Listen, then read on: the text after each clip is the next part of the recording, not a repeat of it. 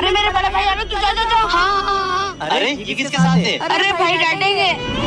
छोटे चले, और मेरी बात याद है ना तुझे? हाँ भाई याद है, दोस्ती हमेशा साथ वालों से करें, गरीबों से नहीं। गुड। वो कौन था? अरे भैया वो गरीब लड़का मेरे स्कूल का दोस्त थे। वो तेरे साथ क्या कर रहा था? झूठ मत बोल, मुझे सच सच बता। भैया वो मेरे दोस्त थे। दोस्त है? जरा बुला तो उसको। आतिफ। भैया भैया प्लीज प्लीज, आज के बाद इससे कभी बात नहीं करूँगा। अरे तू चुप कर बेटा, आप वही हो ना? अरे ये मोबाइल किसका है?